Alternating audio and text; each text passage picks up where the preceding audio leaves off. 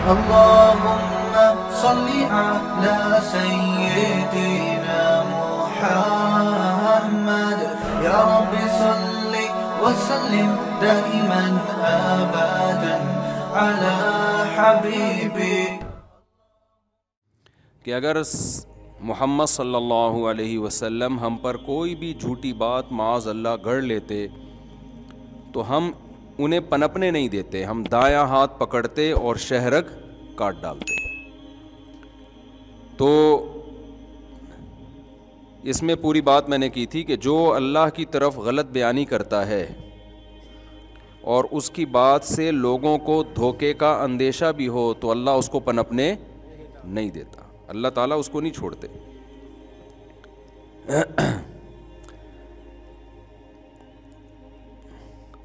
تو اس میں دیکھیں قرآن مجید کی جو آیات ہیں نا,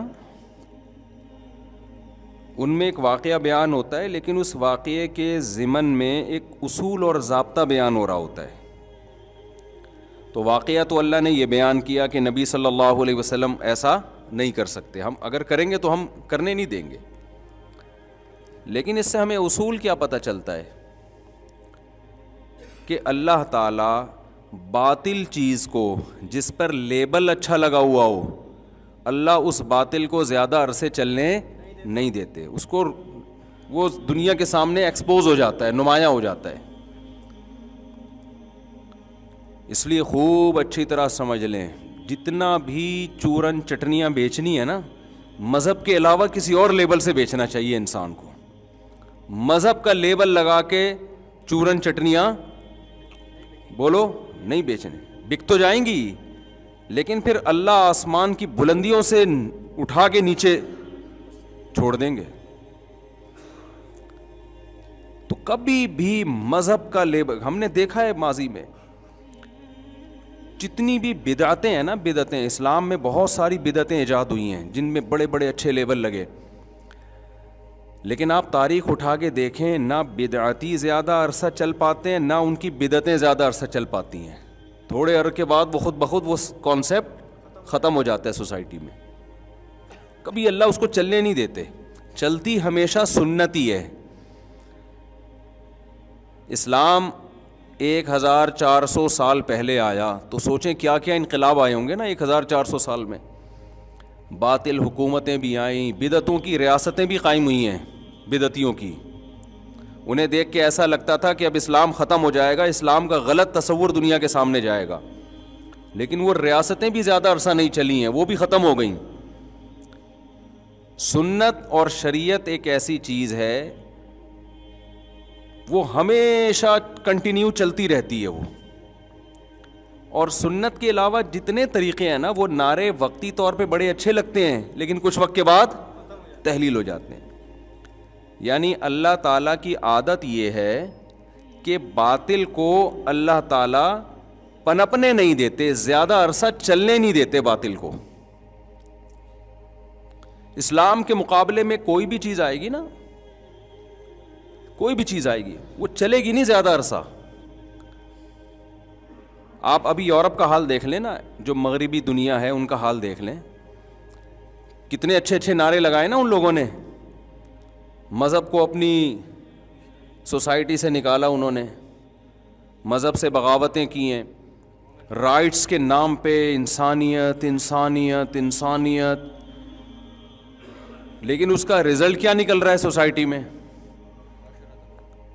رزلٹ یہ نکل رہا ہے کہ جی ڈپریشن کے مریض, اسٹریس کے مریض اور خودکشیوں کا ریشو کم ہونے کے بجائے بڑھ رہا ہے. تو کتنی بڑی دلیل ہے. لیکن میں اپنے لوگوں پہ حیران ہوتا ہوں, پتہ نہیں آنکھوں پہ پٹیاں باندھی ہوئی ہیں تم لوگوں نے یار. اچھا میرا ایک کلپ آج کل بڑا وائرل ہو رہا ہے, میں پیرس میں نا لانچ میں کشتی میں بیٹھا ہوا ہوں اور پیرس کی ہم سیر کر رہے ہیں اور میں ولاگ بنا رہا ہوں, اور میں آج پھر یہ بھی بتا رہا ہوں کہ یہ دنیا مسافر خانہ ہے, ان چیزوں میں کچھ بھی نہیں رکھا ہوا, جو نماز روزے میں اللہ نے سکون رکھا ہے وہ ان چیزوں میں نہیں ہے. تو نیچے کسی نے کلپ کاٹ کے بنایا, بولا یہ دیکھو جب نماز روزے میں رکھا ہوا ہے تو پیرس گھوم کیوں رہے بھائی, تم نہ نماز پڑھو نا مسجد میں جا کے. سمجھ میں آ رہی ہے؟ اور ولاگ بھی بنا رہے ہیں, یہ دیکھو یہ کتنا اچھی بلڈنگ, اور یہ دیکھو کوا, یہ دیکھو یہ پیرس کا کوا, اور یہ چڑیا, اور یہ اور پھر نماز روزے. تو یہ خوب سمجھ لیں ایک بات, جب کوئی شخص یہ بات کرتا ہے نا کہ یہ دنیا میں کچھ نہیں رکھا, یہ دنیا مسافر خانہ ہے, تو اس کا یہ مقصد نہیں ہوتا کہ آپ دنیا میں چلنا پھرنا چھوڑ دیں یا دنیا سے انجوائے کرنا چھوڑ دیں. آپ اس کا مقصد یہ ہوتا ہے لوگوں کو اعتدال پہ لانا, جو میری نیت تھی نا. کیونکہ میں جب یورپ کے وہ ولاگس بنا رہا ہوں تو بہت سے غریب لوگ بھی ہیں جن کو پتہ ہے کہ ہم زندگی میں کبھی یورپ جا ہی نہیں سکتے. وہ احساس کمتری کے شکار ہوتے ہیں, یار ہم ادھر ہی گٹروں کے ڈھکن لیس گٹر جو ہماری قسمت میں یہ نہریں. تو ان کو اعتدال پہ لانا ہے کہ ان چیزوں میں اتنا فری ہونے کی ضرورت نہیں ہے. بھائی یہ ولاگ کی حد تک ہاں وہ انجوائے کیا, اس سے زیادہ اس کی حیثیت کچھ بھی نہیں ہے, یہ بتانا مقصد ہے. کہ اللہ وسائل دیتے تو چلے جاؤ, نہیں دے تو یہ کچھ کوئی 2 ٹکے کی حیثیت نہیں ہے ان چیزوں کی. آخرت کے مقابلے میں کچھ بھی نہیں ہے یہ. اور ہم بھی نہیں سمجھتے کہ کچھ ہے. الحمدللہ ہمارے تو دماغوں میں یہ نہیں ہے کہ ہم وہاں جا کے یہ پتہ نہیں کیا ہے اور کہاں آ گئے, تو کچھ بھی نہیں ہے. جاؤ گھوم پھر کے, اللہ نے وسائل دیا, جاؤ. ہم تو ویسے بھی گھومنے پھرنے گئے نہیں تھے, ہم تو بیان کے لیے گئے تھے. یہ تو درمیان میں گریبیاں چل رہی ہوتی ہیں نا کہ ولاگ بنا دیا, یہ بنا دیا. اصل تو مقصد یہ تھوڑی تھا, اس کام کے لیے تھوڑی گئے تھے ہم. اصل وہاں تو بیانات ہوئے, کچھ بیانات تو ریکارڈنگ میں آئے نہیں نا, وہ تو اپلوڈ ہی نہیں ہوئے.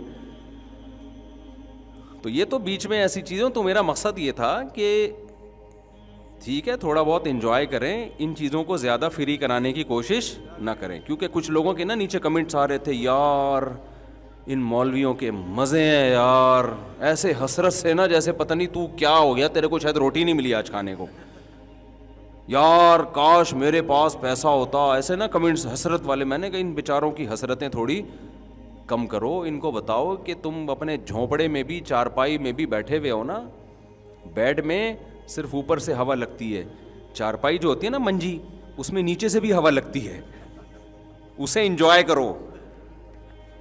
تو یہ کوئی اتنی حسرت والی چیزیں نہیں ہیں کہ آپ ان چیزوں پہ مرنا شروع کر دیں. یار ان مولویوں کے مزے دیکھو. اچھا باتیں کرتے ہیں مولویوں کے مزے دیکھو, تو اپنے بچے کو بھی مولوی بنا دو نا. بناتے نہیں ہیں. ان کو پتہ ہے کہ یار یہ مولویوں کے مزے ہیں ہی نہیں. یورپ میں ان چیزوں میں تھوڑی مزے ہیں, جو اصل مزے ہیں وہ ادھر مولوی جاتا ہی نہیں ہے. اصل تو وہاں کے نائٹ کلب ہے, شراب کباب اور گرل فرینڈ اور یہ سب سیٹنگ ہے وہاں پہ. جو عیاشی کے لیے جاتے ہیں وہ تو ان کاموں میں پھنستے ہیں جا کے. یہ کیا ہے کہ آپ فیری وہ اس میں بیٹھے ہوئے ہیں, وہ کیا یار کروز میں بیٹھے ہوئے ہیں آپ, اور کشتی میں جا رہے ہیں اور ولاگ بنا رہے ہیں. میں کیا ہے, کچھ بھی نہیں ہے.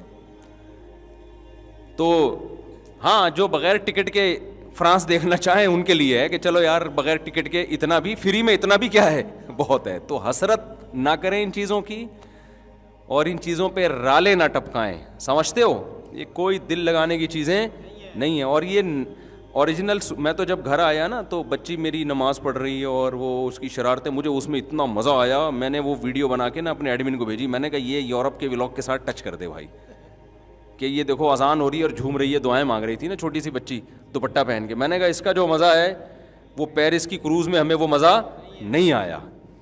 تو یہ تو گھریلو لائف اور یہ بچے اور فیملی, یہ جو بقرعید کی جو بچڑا ہے, پھر ہم نے گائے خریدی آتے ہی, اس کا مزہ ایسا آیا آپ کو کیا بتاؤں میں. اور ابھی وہ دودھ نہیں دے رہی, اس کی ٹینشن, پھر جب دے گی تو وہ مزہ. تو خیر یہ زیادہ ہو گئی, لیکن یہ کہ ہر آدمی کا اپنے حساب سے ہوتا ہے.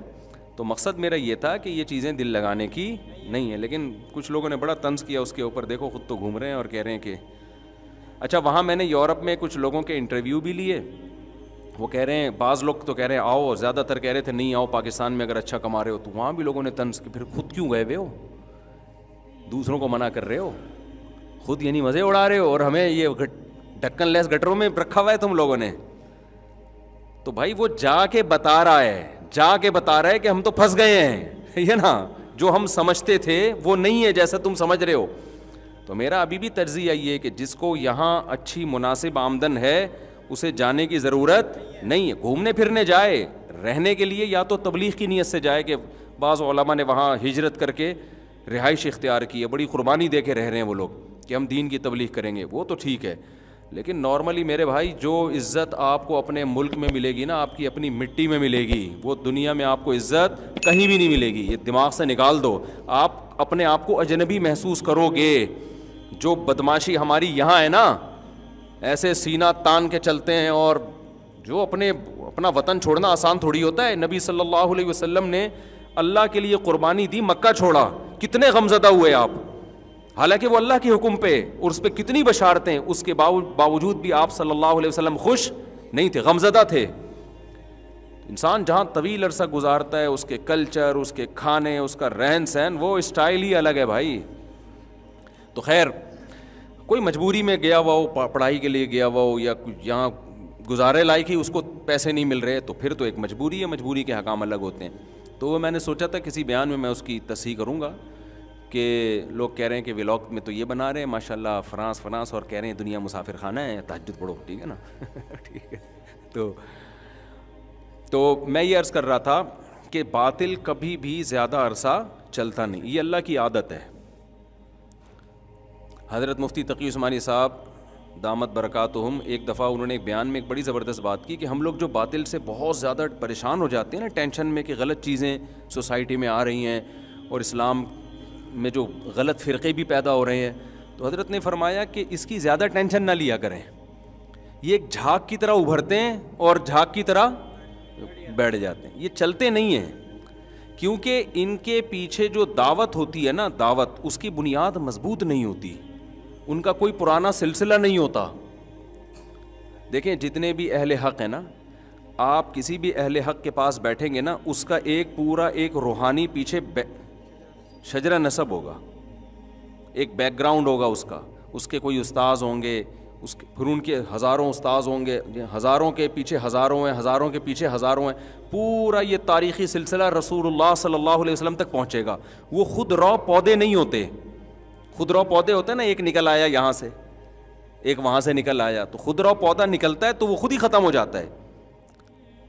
اب آپ جتنے بھی باطل لوگ ہیں نا، یہ ہسٹری میں جن شخصیات کے بھی نام لیتے ہیں، ان شخصیات میں کسی کے نظریے ان کے نظریوں سے میچ نہیں کرتے. یعنی اگر ہم ڈیپ میں جائیں نا، ہم بتائیں کہ آپ ان کو کہتے ہیں، وہ ان کو میں مانتا ہوں، فلاں کو مانتا ہوں، تو ان کے نظریات تو یہ تھے اور آپ کے نظریات، یعنی ان کے نظریے آپس میں میچ نہیں کر رہے. تو آپ سوچیں جس کی بنیاد ہی ٹھیک نہ ہو، کوئی پیچھے بیک اپ ہی نہیں ہے اس کا، تو وہ کیسے چلے گا؟ ان کے دنیا سے جاتے ہی وہ فرقے بھی کیا ہو جاتے ہیں؟ ختم. یہ جو منکرین حدیث کا فرقہ ہے نا، ہندوستان میں بڑی طاقت کے ساتھ آیا تھا. یہ انہوں نے صحیح احادیث کا انکار کیا، ہم قرآن کو مانتے ہیں، قرآن کو پھیلائیں گے. اتنی ان کو انگریز نے سپورٹ کیا اتنا زیادہ، اور اس کے پیچھے اتنا مال اور اتنے موٹیویشن سب کچھ، اور بڑے ایجوکیٹڈ بھی ہوتے تھے. ایسا مارکیٹ سے شارٹ ہوا ہے، تھوڑا تھوڑا کہیں رہ گیا، باقی وہ زور ختم. جماعت المسلمین کا فتنہ اٹھا تھا ایک دور میں، ایسا لگتا تھا کہ کچھ وقت کے بعد ساری دنیا جماعت المسلمین میں چلی جائے گی. بظاہر نا ہر بات قرآن سے حدیث سے، قرآن سے حدیث سے، قرآن سے حدیث سے، لیکن ان کی اسپیچز کو سننے کے بعد ایسا لگتا تھا یہ صحیح ہیں، باقی سارے غلط ہیں. تو ہمیں یاد ہے آج سے 15-16 سال پہلے، اب جماعت المسلمین کا کوئی نام لینے والا بھی ہمیں نظر، وہ پتہ نہیں کہاں گئے بھائی. آپس میں اتنے لڑائیاں، اتنے اختلافات، کیونکہ جب ایک چیز کی بیس ہی ٹھیک نہیں ہے تو اگلا پھر اس سے ایک اسٹیپ آگے جاتا ہے، اس سے اگلا، اس سے ایک اسٹیپ آگے.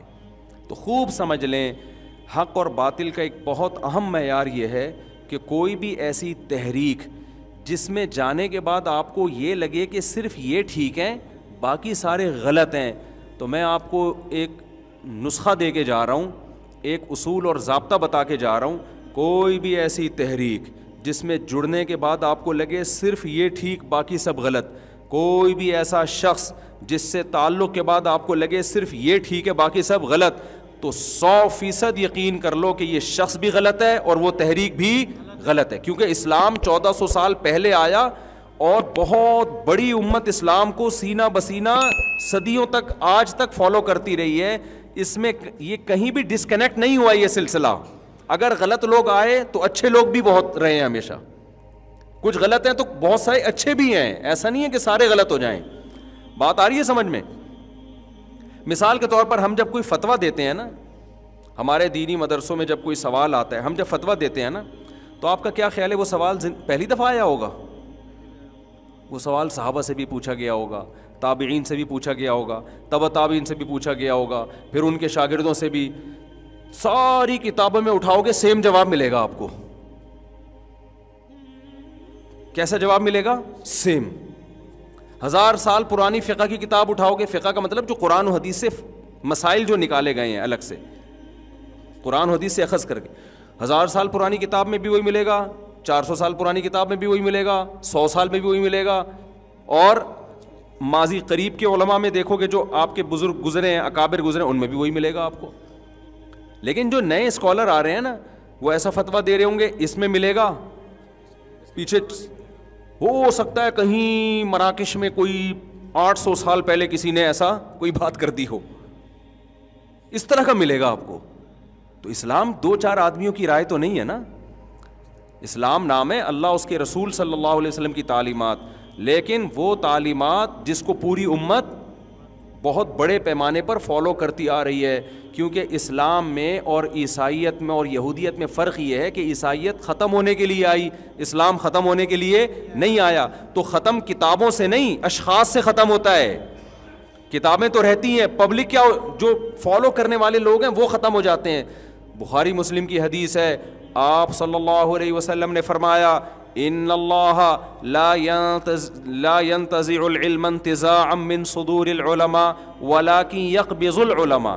جب اللہ دنیا سے علم کو اٹھائیں گے نا, دین کا علم, تو اللہ تعالیٰ ایسا نہیں کریں گے کہ علماء کے سینوں سے علم ختم کر دیں گے, بلکہ علماء کو اٹھانا شروع کر دیں گے. اتنی بڑی تعداد میں علماء ہوں گے نا, وہ آہستہ آہستہ قرب قیامت میں ایسا ہوگا, وہ علماء ختم ہونا شروع ہو جائیں گے. تو قرب قیامت میں کیا ہوگا, جب علماء ختم ہوں گے تو لوگ جاہلوں سے مسائل پوچھنا شروع کر دیں گے, ان کو اپنا سردار بنا لیں گے.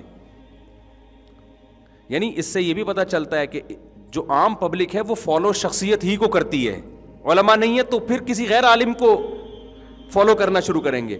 وہ لیبل یہ لگائیں گے کہ ہم قرآن و حدیث کو فالو کر رہے ہیں, حالانکہ آپ فالو کس کو کر رہے ہیں؟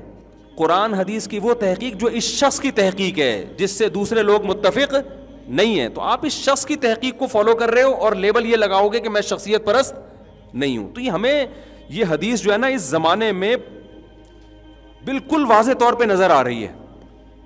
تو اس لیے میرے بھائی, امت میں اتحاد کا مطلب کیا ہے کہ صدیوں سے جو اسلام چلا آ رہا ہے وہی ٹھیک ہے. اس کے علاوہ کوئی اور آپ کے سامنے اسلام پیش کرنے کی کوشش کرتا ہے تو وہ اس کی اپنی تحقیق ہے, وہ قرآن و سنت میں تحریف کر رہا ہے, لیکن آپ کے پاس علم نہیں ہے تو آپ کو اس کی تحریف کا پتہ نہیں چل رہا. تو یہ اصول ہمیشہ یاد رہے گا.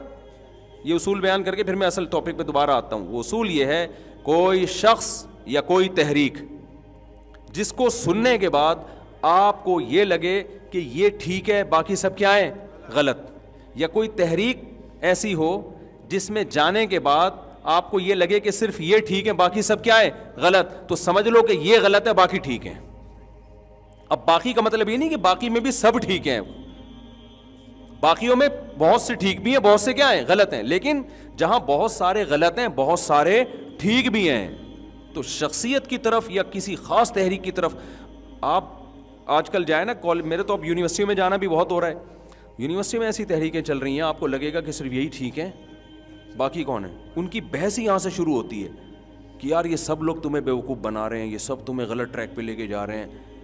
بھائی ایسا نہیں ہے. تو اپنے دیکھو, ایک اصول حضرت مولانا ابو الحسن علی ندوی رحمۃ اللہ علیہ بیان کیا کرتے تھے, وہ اصول آپ کے سامنے رہے گا نا, وہ صرف وہ دینی اصول صرف نہیں ہے, وہ آپ کو دنیا میں بھی کام آئے گا. وہ اصول یہ ہے کہ آپ مقصد جو ہے نا, مقصد اس پہ کبھی کمپرومائز نہ کرو. مقصد تک پہنچنے کے جو راستے ہیں نا ان میں بہت زیادہ لچک رکھو. سمجھ رہے ہیں؟ جیسے بہت سے لوگ بات کرتے ہیں نظام تبدیل ہونا چاہیے, جو ہمارے ملک کا فی الحال نظام ہے نا, ظاہر ہے غلط, یہ تبدیل ہونا چاہیے. اس میں اگر کوئی آپ سے اختلاف کرتا ہے نا کہ نظام تبدیل ہی نہیں ہونا چاہیے, بس ہمیں تزکیہ میں لگنا چاہیے, اپنی اصلاح میں لگنا چاہیے, سوسائٹی کو چینج کرنے کی کوشش ہمیں نہیں کرنی چاہیے, تو وہ تو مقصد میں ہی اختلاف کر رہا ہے نا. حالانکہ ہماری ذمہ داری اللہ نے لگائی ہے, اپنے آپ کو بھی ٹھیک کرو اور جو تمہارے بس میں ہو اس کے حساب سے سوسائٹی کو بھی ٹھیک کرنے کی کوشش کرو, تبھی تو نہی عن المنکر فرض ہے. لیکن وہ کوشش کیسے ہوگی؟ اس کوشش میں لچک رکھو. سمجھ رہے ہیں؟ اس میں تبلیغ والے بھی کوشش کر رہے ہیں, اس میں سیاسی لیڈر بھی کوشش کر رہے ہیں, اس میں جو ہے وہ دینی مدارس بھی کوشش کر رہے ہیں, اس میں اور اس میں درس قرآن کے جو بہت سے لوگ, ڈاکٹر اسرار احمد کا تو ایک پورا نیٹ ورک تھا نا درس قرآن کا, وہ بھی ٹھیک ہے. اس میں تنظیم اسلامی والے بھی کوشش کر رہے ہیں. ہاں, ہر نیٹ ورک میں جب بھی کوئی بڑا نیٹ ورک ہوتا ہے نا تو کچھ نہ کچھ خامیاں بھی اس میں شامل ہوتی ہیں, یہ اس کا لازمی حصہ ہے. جب بھی کوئی کام بڑے پیمانے پر ہوگا تو 100% کبھی بھی درست نہیں ہوگا, اس میں خامیوں کو برداشت کیا جاتا ہے. بھائی یہ بھی ٹھیک ہے, وہ بھی ٹھیک ہے, یہ بھی ٹھیک ہے. میرے پاس جب کوئی آتا ہے نا کہ میں سوسائٹی میں کیا کر سکتا ہوں, کون سی بڑی تبدیلی لا سکتا ہوں, تو میں اس کو پرکھتا ہوں کہ کس ڈیزائن کا آدمی ہے یہ. تو میں اس کو خود مشورہ دیتا ہوں, آپ ادھر چلے جاؤ, یہاں آپ زیادہ اچھا کام کر سکتے ہو. لیکن ہمارا مسئلہ کیا ہو رہا ہے؟ ہمارا مسئلہ یہ ہو رہا ہے کہ ایک طریقے کو متعین کر کے باقی سب کی نفی. یہ بہت خطرناک ہے. تو یہ دیکھو ہمارے نبی کی سیرت میں بھی آپ کو یہی ملے گا. کہیں آپ صلی اللہ علیہ وسلم جنگ کر رہے ہیں, کہیں آپ صلی اللہ علیہ وسلم جنگ کو ٹال رہے ہیں, صلح کر رہے ہیں. کہیں آپ صلی اللہ علیہ وسلم قتل کر رہے ہیں جو باغی لوگ تھے, اور کہیں آپ صلی اللہ علیہ وسلم معاف کر رہے ہیں. کل ہم نے بخاری میں حدیث پڑھائی کہ عبداللہ ابن ابی ابن سلول تھا نا, جو بڑا منافق تھا, اس نے صحابہ کے 2 گروہوں کو لڑوانے کی کوشش کی, انصار اور مہاجرین, قوم پرستی کی بیس پہ. اس نے یہ نعرہ لگایا صحابہ میں کہ یہ ہم انصار ہیں اور یہ مہاجرین مکہ سے ہجرت کر کے آئے, ان کو تو کوئی پوچھنے والا نہیں تھا, ہم نے ان کو ٹھکانہ دیا ہے. کسی بات پہ نا ایک انصاری صحابی اور ایک مہاجر صحابی کا جھگڑا ہو گیا کسی بات پہ. جب جھگڑا ہوا تو انصاری نے, اب کیا ہے کہ عرب میں قوم پرستی بہت تھی, اسلام نے ختم کی, لیکن ظاہر ہے کچھ اثرات رہتے ہیں, جلدی چیزیں ختم نہیں ہوتی. تو ان انصاری صحابی نے نا فوراً یا للانصار, یہ نہیں کہا کہ میری مدد کے لیے آؤ, کہا اے انصاریوں میری مدد کے لیے آؤ. یعنی میں انصار ہوں اور میرے جھگڑا کس سے ہو رہا ہے؟ مہاجر سے ہو رہا ہے. تو جو مہاجر صحابی تھے انہوں نے دیکھا جب یہ اپنی قوم کو بلا رہے ہیں تو ان مہاجر صحابی نے بھی کیا نعرہ لگایا؟ یا للمہاجرین, اے وہ لوگ جو کون ہو. اب مہاجر اور انصار یہ لیبل لگ گیا نا. نبی صلی اللہ علیہ وسلم نے آ کے اس کو ختم کیا کہ فرمایا دعھا فانھا خبیثہ. آپ نے فرمایا یہ خبیث نعرہ ہے, تم کیوں لگا رہے ہو قوم پرستی کا انصار اور مہاجر؟ بھائی کسی کا ذاتی جھگڑا کسی سے ہوا ہے تو آپ یہ بولو نا کہ اس پہ ظلم ہوا ہے, تو اے لوگوں جو بھی چاہے انصار ہوں چاہے مہاجر ہوں, ظالم کا ہاتھ پکڑو اور مظلوم کی مدد کرو. جیسے بھائی کوئی شخص پہ ظلم ہو رہا ہو, آپ کو پہ کوئی ڈاکو آپ کو سے پیسے چھین رہا ہے, تو آپ کہتے ہیں نا لوگوں میری مدد کرو, یہ کہتے ہیں نا. بھائی آپ روڈ پہ کھڑے ہو کے کیا نعرہ لگاؤ گے؟ اے لوگوں میری مدد کرو.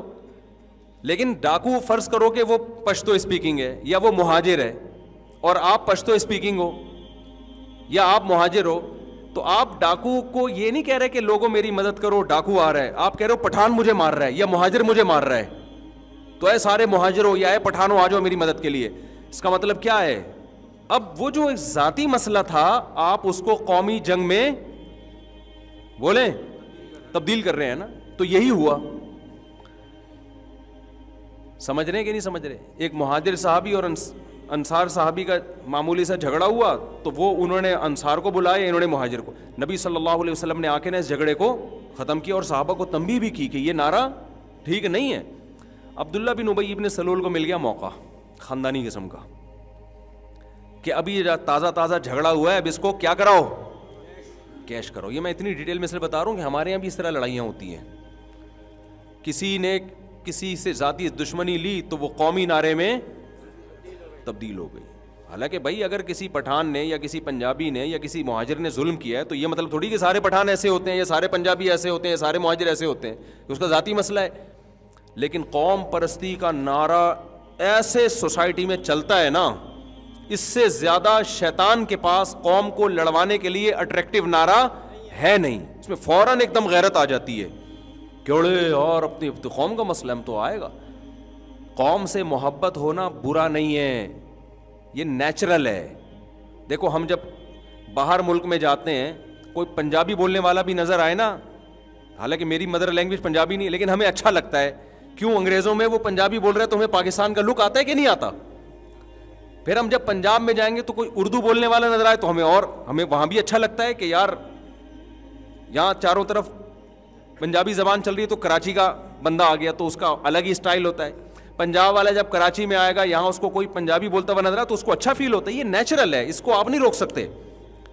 لیکن جب یہ حد سے بڑھے اور آپ ظلم میں بھی اپنی قوم کا ساتھ دینا شروع کر دو اور قوم پرستی میں دوسری قوم پہ ظلم کرنا شروع کر دو, تو یہ بہت غلیظ نعرہ ہے. اور رسول اللہ صلی اللہ علیہ وسلم نے فرمایا جو اس نعرے کے پیچھے جان دے گا وہ ہم میں سے نہیں ہے. قیامت میں اللہ اس کو مہاجر یا پٹھان یا پنجابی بنا کے تو اٹھائیں گے, اللہ اس کو مسلم بنا کے نہیں اٹھائیں گے. اتنا گندا نعرہ ہے یہ.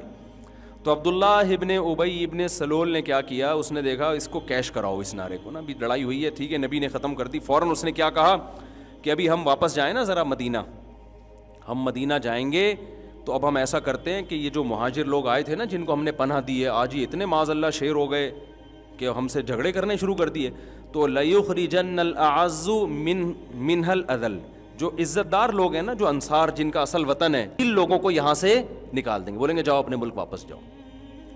اب اس نے آگ لگانے کی کوشش کی. جب ایک چیز نبی نے ختم کر دی ہے, بھائی تو اب کیوں دوبارہ اس کو اچھال رہا ہے؟ جب صلح ہو گئی ہے تو حضرت عمر کو آیا غصہ. حضرت عمر نے حکم دیا یا رسول اللہ آپ مجھے اجازت دیں کہ اس کو کی میں گردن اڑا دوں, اور ایک روایت میں کہ آپ اس کو قتل کریں, یہ فساد پھیلا رہا ہے. وہ ہمیشہ فساد پھیلاتا تھا عبداللہ ابن ابی ابن سلول. لیکن آپ صلی اللہ علیہ وسلم کا ہدف کیا تھا؟ اسلام کو دنیا میں کیا کرنا ہے؟ غالب. سمجھ رہے ہیں نا. اب اس کا ایک راستہ یہ تھا کہ ایسے فسادی لوگوں کی گردن کاٹی جائے تاکہ دوبارہ یہ فساد نہ ہو, کیونکہ اگر یہ مہاجر اور انصار لڑائی شروع ہو گئی تو خلافت قائم ہوگی دنیا میں. یہ تو یہیں لڑ کے آدھے ہو جائیں گے, نہ انصار کو فائدہ ہوگا نہ مہاجر کو فائدہ ہوگا. تو آپ کا ہدف کیا تھا؟ اسلام کو دنیا میں غالب کرنا ہے. اس کا ایک طریقہ یہ تھا اس قسم کے جتنے فسادی ہیں سب کو ایک ہی دفعہ میں کنٹینر میں بند کر کے, جیسے اصطلاح ہے نا محاورہ ہے, کنٹینر بند کر کے ایک دفعہ سمندر میں پھینک دو. تو آپ یہ کر سکتے تھے, آپ کے پاس پاور تھی مدینہ میں. حضرت عمر جیسے لوگ آپ کے ساتھ, انصار آپ کے ساتھ تھے, وہ کہتے یہ ایسا نعرہ لگا رہے ہیں تو ٹھیک ہے آپ لائیں اور ہم ان کی گردن اڑاتے ہیں. لیکن حضرت عمر نے جب مشورہ دیا آپ نے فرمایا نہیں. فرمایا اس لیے نہیں کہ اگر میں ان کو قتل کروں گا, ان کی شرارتیں ہم جانتے ہیں, مشرکین مکہ اور غیر مسلم نہیں جانتے. غیر مسلم اس کو مسلمان سمجھ رہے ہیں, یہ تو ہمیں پتہ ہے نا یہ شرارت کر رہے ہیں. ہوگا یہ کہ ہم نے اگر ان کو قتل کر دیا تو آہستہ آہستہ یہ بات دنیا میں پھیلے گی, ان محمدن یقتل اصحابہ, محمد صلی اللہ علیہ وسلم اپنے بندوں کو قتل کر دیتے ہیں. نہیں یہی بات سمجھ میں. اس سے لوگوں کا اسلام میں داخلہ بڑھنے کے بجائے کم ہو جائے گا. لوگ ڈر جائیں گے, بھائی یہ تو ذرا سی باتوں پہ, یہ تو ان پہ کلمہ نماز میں ان کے ساتھ شریک ہوتے تھے, پتہ نہیں کوئی بات مسلمانوں کو بری لگ گئی اور گردن ہی اڑا دی. تو بہت سخت مذہب ہے بھائی, دور ہی رہو, ٹھیک ہے نا, بہت سختی ہے ان لوگوں میں. اس سے اندازہ ہوتا ہے کہ کتنی لچک تھی. ہدف کو دیکھا جا رہا ہے, بھائی اس کو برداشت کرنا ہمارے لیے نقصان دہ ہے, قتل کرنا اس سے زیادہ نقصان دہ. لیکن بسا اوقات ایسے واقع بھی ہوئے کہ آپ صلی اللہ علیہ وسلم نے صحابہ کو ہدف دیا کہ کون ہے جو اس کا سر لے کر آئے گا. کسی کے آپ صحابی کے ذمہ لگایا کہ بھئی فلاں بندے کا مجھے سر چاہیے. سمجھ رہے ہیں نا, وہ جاسوس ہے اور بہت نقصان کر رہا ہے, اس کا ہمیں کیا چاہیے؟ سر چاہیے. 2 صحابی گئے اور رات کو ان کے گھر جا کے شبخون مارا اور بڑی بہادری کی اور گردن لا کے آپ صلی اللہ علیہ وسلم کی خدمت میں پیش کر دی کہ یہ سر ہے. سمجھ رہے ہیں کہ نہیں سمجھ رہے؟ تو اس سے کیا پتہ چلتا ہے؟ مقصد پہ سمجھوتا بولو نہیں کرنا. اس کے ذرائع مختلف. اہل طائف سے آپ صلی اللہ علیہ وسلم کی صلح ہوئی, طائف والوں سے نا, انہوں نے کہا آپ ہم سے جنگ نہ کریں, ہم جو ہے وہ آپ سے چند باتوں پہ صلح کر لیتے ہیں. بہت ساری چیزوں سے نبی صلی اللہ علیہ وسلم دستبردار ہوئے. غالباً ابھی مجھے پورا واقعہ صحیح طرح یاد نہیں, اس میں ایک شق یہ بھی تھی کہ انہوں نے شاید سود کی اجازت مانگی یا شراب کی بھی اجازت مانگی کہ ہم اسلام کو فالو کریں گے, لیکن اس کی آپ نے اس کی اجازت, کیونکہ یہ اسلام کے مقاصد میں سے ہے نا. اسلام کو تو چینج نہیں کیا جا سکتا نا کہ شراب کی اجازت دے دیں ہم, کیونکہ ہم دنیا میں جو چیز نافذ کرنا چاہ رہے ہیں وہ تو اسلام ہے نا. تو اگر اسی میں کمپرومائز کے راستے میں شراب بھی آ گئی, سود بھی آ گیا, تو پھر کیا کمپرومائز رہ جائے گا؟ اسلام ختم ہو جائے گا نا. تو ایسا کمپرومائز تو پہلے سے چل رہا ہے. یہ بہت اہم باتیں ہیں. آج ہمارے بعض مذہبی لوگ بھی جب جوڑ پیدا کرنے میں آتے ہیں تو اسلامی حکام ہی چینج ہونا شروع ہو جاتے ہیں, سختی کی طرف آتے ہیں, تو اتنی سختی کہ لگتا ہے کہ ان کے قریب جاؤ گے تو یہ ٹکر ماریں گے ہمیں, صحیح ہے نا. بیلنس بہت مشکل کام ہے. تو اپنی زندگی کا ایک اصول بنا لیں, مقاصد پہ کبھی سمجھوتا نہیں. مقصد تک پہنچنے کے لیے کوئی شخص کوئی بھی ذریعہ اختیار کرے, نہ اس کو برا بلا کہیں اور نہ اس کو غلط کہیں, اس کے معاون اور مددگار بنے, نہیں تو کوئی دوسرا ذریعہ اختیار کر لیں. اب ہم بھی یہ بات کہتے ہیں کہ پاکستان میں نظام تبدیل ہوگا, لیکن اس طریقے سے کرو کہ جس طریقے سے تبدیلی کا چانس ہو. اس طریقے سے آپ کوشش نہ کریں جذباتی نعروں کے ذریعے کہ جو تھوڑا بہت تبدیلی کا چانس ہے وہ بھی کیا ہو جائے, ختم ہو جائے. یہ کوشش نہ کریں. آپ سمجھتے ہو کہ نہیں سمجھتے؟ دوسری بات, اصول یہ ہے ہمیشہ کہ اگر ایک کام آپ سے جلدی نہیں ہو سکتا تو کبھی بھی غلط طریقہ اختیار کر کے اس کام سے ہمیشہ کے لیے محروم نہ ہو. بعض لوگ کہتے ہیں نا, ہم جب کہتے ہیں کہ پاکستان میں تبدیلی اس طرح آئے گی, کہتے ہیں اس طرح تو 100 سال لگ جائیں گے. ہم کہتے ہیں نا بھائی یونیورسٹیاں بناؤ. جامعۃ الرشید کا ایک موٹیو ہے کہ بھائی دینی مدرسے ایسے ہونے چاہیے کہ 70% دینی تعلیم ہو, 30% دنیاوی, اور یونیورسٹیاں ایسی ہونی چاہیے کہ 70% دنیاوی تعلیم ہو, 30% دینی. جتنے مسٹر نکل رہے ہیں 70% مسٹر ہوں, 30% مولوی بنا دو ان کو, اور جتنے مولوی تیار ہو رہے ہیں 70% مولوی ہوں, 30% کیا بنا دو, مسٹر بنا دو. یہ ان کا ایک نظریہ ہے, صحیح بھی ہو سکتا ہے, غلط بھی ہو سکتا ہے. اگر آپ کو اختلاف ہے تو آپ کہو کہ نہیں ہم دوسرا طریقہ اختیار کریں گے. ان کی ایک رائے ہے. اسی طرح اور بھی دیگر لوگوں کی ایک رائے ہے. تنظیم اسلامی کا اپنا ایک طریقہ کار ہے کہ بھئی ہم اس طرح سے کریں گے. تبلیغ جماعت والوں کا اپنا طریقہ کار ہے. تو بہت سارے طریقے ہیں, سب میں کیا ہے, کسی ایک طریقے پہ اڑ کے یہ کہنا کہ اس کے علاوہ سب غلط ہیں, بھائی یہ اس کی علامت ہے کہ 100% کون غلط ہے, آپ. اب جب ان کو کہا جاتا ہے تبلیغ جماعت کا ایک طریقہ ہے, جامعۃ الرشید کا ایک موٹیو ہے, فلانا کا ایک, تو کہتے ہیں ابے اس طرح تو 100 سال لگ جائیں گے پاکستان میں تبدیلی آتے آتے. نہیں یہی بات سمجھ میں. ابے یعنی اس کا مطلب یہ ہوا کہ ابھی یونیورسٹیاں کھلیں گی, پھر ان میں دینی تعلیم ابھی تو کھلیں گی, ایک آدھ کھلی ہے ابھی تک, پہلے وہ رجسٹرڈ ہوں گی, اتنا ٹائم, پھر یوں, اور پھر اس کے بعد وہ پھر بچے, ابھی یہ نسل تو ایسے ہی مر جائے گی, اگلی نسل آئے گی, پھر اگلی نسل میں 70% مولوی, پھر وہ پتہ نہیں ہو کون سی باتیں. بھائی 100 سال لگ جائیں گے اس میں. لہذا یہ طریقہ ٹھیک نہیں ہے. اس کا مطلب ہے کہ اگر کسی کام میں 100 سال لگ رہے ہیں نا, تو جلد بازی میں وہ کام کرو کہ 100 سال میں بھی نہ ہو. پھر یہ بھی ہماری قوم کا ایک مزاج ہے. لوگ کہتے ہیں نبی صلی اللہ علیہ وسلم نے جو طریقہ اختیار کیا تھا نا, 23 سال میں انقلاب آ گیا تھا, لہذا ہم بھی کم سے کم 23 سال میں کیا لائیں گے, انقلاب. او بھائی یہ نہیں ہے. رسول اللہ صلی اللہ علیہ وسلم آخری نبی ہیں.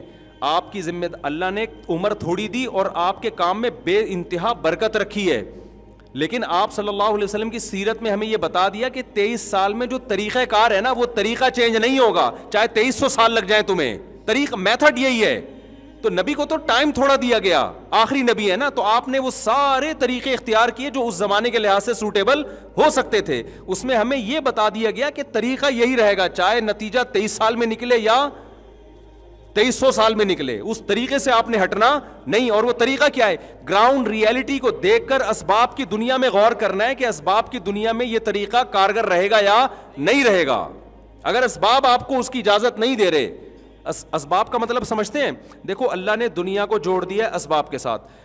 پیاس کیسے بجھے گی آپ کی, پانی پیئیں گے, دعاؤں سے نہیں بجھتی. ایک آدمی کہے مجھے چونکہ بہت پیاس لگ رہی ہے, اب میں کنویں میں, وہ ادھر کنواں ہے, اس تک پہنچنے میں مجھے 6 گھنٹے لگ جائیں گے. یار تو بڑی ٹینشن والا کام ہے یار, اتنی دیر میں تو میں بہت ساری تبلیغ کا کام کر سکتا ہوں, بہت سارے لوگوں کو مسلمان بنا سکتا ہوں. لہذا میں اللہ سے دعا مانگوں گا کہ پانی مجھے ویسے ہی پلا دے, تو پلا دے گا اللہ تعالیٰ؟ اللہ کی عادت یہ ہے کہ نہیں پلائے گا. اللہ کہیں گے جیسے تمیز سے ساری دنیا پانی پیتی ہے نا, تو تجھے بھی پانی, چاہے تو مبلغ ہے, چاہے تو مفتی ہے, چاہے تو بزرگ ہے, چاہے تیرے پاس ٹائم ہے یا نہیں ہے, دنیا کو اللہ نے کس سے جوڑ دیا ہے, اب آپ کہو کہ یار 6 مہینے تو پانی لانے میں لگیں گے، تو میں بیان کس وقت کروں گا، تبلیغ کس وقت کروں گا؟ آپ اس کے مکلف ہی نہیں ہو. آپ مکلف کس کے ہو؟ اسباب کے. آپ کو جانا پڑے گا، ان تمام ضرورتوں کو پورا کرنا پڑے گا، جو ٹائم بچے گا وہ آپ تبلیغ میں لگاؤ گے. سمجھ میں آ رہی ہے بات کہ نہیں آ رہی؟ ہم یہ دیکھتے ہیں کہ رسول اللہ صلی اللہ علیہ وسلم کے دور میں جو معجزے ہوئے ہیں نا، ان معجزوں کو دیکھ رہے ہوتے ہیں. معجزہ اللہ کی طرف سے ہوتا ہے، اس میں پیغمبر کی مرضی بھی شامل حال نہیں ہوتی. پیغمبر کو حکم ہے گراؤنڈ ریئلٹی کو دیکھ کر اسباب کے تانے بانے جوڑ کر آپ نے فیصلہ کرنا ہے. باقی اگر معجزہ دکھانا ہوگا وہ کون دکھائے گا؟ اللہ دکھائے گا. وہ اللہ کی مرضی ہے، وہ اللہ نے کیسے کرنا ہے. جو کام اللہ کا ہے اس میں ہم اپنے آپ کو آزمائش میں ڈال رہے ہیں، ہم اس پہ نظر رکھے ہوئے ہیں. جو اللہ نے ہمارے ذمے لگایا ہے اس میں ہم دلچسپی نہیں لے رہے. نہیں آ رہی بات میرا خیال ہے سمجھ میں؟ تو دنیا میں اللہ کا اصول ہے، جو کامیابی کے اسباب اختیار کرے گا، چاہے وہ مذہبی کامیابی ہو یا دنیاوی کامیابی ہو، کامیابی اس کو ملے گی. جو اسباب اختیار نہیں کرے گا اس کو کامیابی نہیں ملے گی. یہ اللہ کا بنایا ہوا قانون ہے. جو روٹی کھائے گا اس کا پیٹ بھرے گا، نہیں کھائے گا الٹا لٹک کے دعائیں مانگے، چلے کاٹے جنگلوں میں جا کے اور وقف کر دے اپنے آپ کو، سب کچھ ملے گا، روٹی نہیں ملے گی، مر جائے گا بھوک سے، اور خودکشی کا گناہ بھی ملے گا اس کو. نہیں آ رہی میرا خیال ہے بات. ہمارے ایک دوست تھے، وہ تبلیغ میں نئے وقت لگا کر آئے نا. اب تبلیغ کے اکابر تو یہ باتیں نہیں سکھاتے، ان پہ مسالہ لگ گیا زیادہ. وہ اب اکابر سے بھی آگے نکل گئے. بعض لوگوں پہ مسالہ زیادہ لگ جاتا ہے، جون پور کے قاضی بن جاتے ہیں. آ کے ہماری مسجد میں بیان کر رہے ہیں کہ تم اگر جو ہے نا اللہ کے راستے میں نکلو گے تو بیوی بچوں کا اللہ خود کفیل ہو جائے گا. یعنی ان کے خرچے پانی کی ضرورت، ان کو خرچہ پانی دینے کی ضرورت نہیں ہے، بس اللہ کے راستے میں نکلو، پیچھے اللہ ان کو خود کھلائے گا، اللہ پہ توکل کرو. ہمارے استاذ بھی وہ تبلیغ میں بہت وقت لگاتے تھے، عالم تھے وہ، انہوں نے پکڑ لیا اس کو بیان کے بعد. انہوں نے بولا اللہ کے بندے کہ یہ تبلیغ کے اکابر کی تعلیمات نہیں ہے. اس طرح کی چند چیزیں لوگ دیکھ کے نا تبلیغ سے بدگمان ہوتے ہیں. تبلیغ سے بدگمان، یہ ایک آدمی ہے نا، یہ اس کو مسالہ جون پور کا قاضی بن گیا ہے، یہ مسالہ زیادہ لگ گیا ہے. یہ تھوڑی کہ تبلیغ والے یہ چیزیں سکھا رہے ہیں. تبلیغ میں جب آپ جاؤ گے تو وہ تو پہلے یہ دیکھتے ہیں یونیورسٹی سے چھٹیاں ہیں یا نہیں ہیں. ہم نے خود ایسے کتنے لڑکے گئے ہیں، وہ بتاتے ہیں کہ انہوں نے ڈرائیور سے ہمیں واپس کیا کہ آپ کی یونیورسٹی کی بھی چھٹی نہیں ہے، پڑھائی آپ کی ہر جگہ ضائع ہو جائے گی، تو آپ جاؤ چھٹیوں میں آنا. وہ تو خود سکھا رہے ہوتے ہیں. لیکن نیچے بعض لوگوں کو مسالہ زیادہ، اس کو مسالہ اتنا لگ گیا، اس نے کہا کہ بھائی بیان میں کہہ رہے کہ بھائی کہ جو ہے نا وہ آپ بیوی بچوں کی پرواہ چھوڑ دو، تبلیغ میں نکلو، کھلائے گا کون؟ اللہ. کیونکہ اللہ پہ توکل کرو گے تو. ہمارے استاذ مفتی بھی تھے، انہوں نے پکڑ لیا اس کو. کہنے لگے خدا، وہ تھے بھی پٹھان، اب ہم وہ بڑے غصے والے نا، ایسی بڑی بڑی آنکھیں نکال کے نا جب کسی کو دیکھتے تھے لوگ ڈر جاتے تھے. ایک دن میں نے ان سے یہاں بیان کروایا، لوگ کہنے بھائی بہت خطرناک استاد ہیں. وہ نا ان کی آنکھیں بھی بڑی بڑی، اچھا طبیعت میں جوش بھی بہت ان کے، تو ایسے کر کے نا وہ غصے میں انہوں نے بلا لیا اس کو، گڈی میں سائڈ تلا ہوئے. بیان کے بعد نا شکر ہے بیان میں نہیں روکا اس کو. انہوں نے کہا ادھر آپ. انہوں نے بولا تو نے جو یہ بتایا ہے کہ بیوی بچوں کے حقوق پورے کیے بغیر تبلیغ میں نکل جاؤ، تو تبلیغ میں جائے گا کیا سیکھنے کے لیے؟ اسلام سیکھنے کے لیے جائے گا نا، یا اسلام کی تبلیغ کرنے کے لیے جائے گا؟ تو اسلام تو دو چیزوں کے نام ہے، اللہ کے حقوق اور مخلوق کے حقوق. تو مخلوق میں تو والدین بیوی بچے سب سے پہلے ہیں. انہی کے حقوق کو توڑ کے جائے گا تو سکھائے گا کیا؟ آدھا اسلام تو تو نے کیا کر دیا، ختم کر دیا، بچا کیا ہے؟ نہیں یہ بات سمجھ میں. تو مجھے ان کا اسٹائل بڑا اچھا لگا کہ ایسی ٹو دا پوائنٹ بات کی نا انہوں نے. مفتی تھے نا، تو انہوں نے بات کیا کہ انہوں نے کہا کہ بھائی تو جب جائے گا اسلام سکھانے کے لیے، تو اسلام نام کس چیز کا ہے؟ اللہ کے حقوق، اور آدھا اسلام اللہ کے حقوق، آدھا کس کا؟ مخلوق کے حقوق. تو مخلوق میں ماں باپ، بیوی اور بچے، یہ تو سب سے پہلے ہے نا. تو انہی کے حقوق توڑ کے جب تو تبلیغ میں جائے گا تو آدھا تو اسلام تو نے کیا کر دیا، ختم ہی کر دیا. اب سکھائے گا کیا لوگوں کو؟ انہوں نے کہا یہی چیز تو آپ تبلیغ میں نکلتے ہو سکھانے کے لیے کہ اللہ کے حقوق بھی پورے کرو اور ماں باپ اور بیوی بچوں کے حقوق بھی پورے کرو. تو یہ تو کرنے پڑیں گے، تو فرض عین ہے. سمجھ میں آ رہی ہے بات کہ نہیں آ رہی؟ تو اب اس میں بھی کیا ہوا، اس نے مقصد کو کیا بنا لیا؟ ذریعہ بنا لیا. سوری، ذریعے کو کیا بنا لیا؟ مقصد بنا لیا. اپنی سوچ سے نا، کہ جو تبلیغ میں نکلنے ہی کو کیا بنا لیا؟ مقصد بنا لیا. حالانکہ وہ مقصد نہیں ہے، وہ مقصد تک پہنچنے کا ایک ذریعہ ہے. تو اسی اب مقصد تو ہے کہ اللہ کے حقوق بھی پورے ہوں اور مخلوق کے حقوق بھی پورے ہوں. تو مقاصد پہ کبھی سمجھوتا، سمجھ لو خوب سمجھ لو, کبھی بھی سمجھوتا نہیں ہوتا, ذرائع پہ سمجھوتا ہوتا ہے. ذرائع میں یہ ہے کہ بھئی ابھی یہ ہے کہ بھئی یہ ابھی جیسے ایک آدمی کو پتہ ہے کہ کھانے کو گھر میں روٹی نہیں ہے, میں جماعت میں نکلوں گا تو میں راشن پانی کا انتظام نہیں کر سکتا, تو اس وقت کیونکہ ذریعہ ہے نا, تو اس ذریعے کو کیا کیا جائے گا؟ قربان, ذریعے کو قربان کیا جائے گا. اور تبلیغ کے اکابر بھی یہی کہتے ہیں بھائی, وہ پوچھتے ہیں کہ کیا گھر میں کیا انتظام کر کے جا رہے ہو, کتنے پیسے چھوڑ کے جا رہے ہو, اگر کہ کچھ بھی نہیں چھوڑ کے جا رہا تو وہ کہیں گے بھائی پھر وہ جانے نہیں دیتے, وہ کہہ رہے ہیں پہلے انتظام تو کرو نا, گھر میں کھانے پینے کا انتظام کرو. تو اسی طرح خوب اچھی طرح سمجھ لو, بات سے بات چلتی ہے, میرا اصل بیان ہی رہ جاتا ہے, لیکن یہ ساری باتیں کام کی ہوتی ہیں نا. ہمیں کیا ہم نے وہی بات ہے نا, مقصد کو دیکھنا ہے نا, ذریعے کو تھوڑی دیکھنا ہے یار. جو مقصد ہے نا وہ تو یہی ہے کہ دین کی نالج آئے اور عمل کی توفیق ملے نا, تو وہی ہے نا, کانسیپٹ کلیئر ہوں بہت ساری چیزوں میں.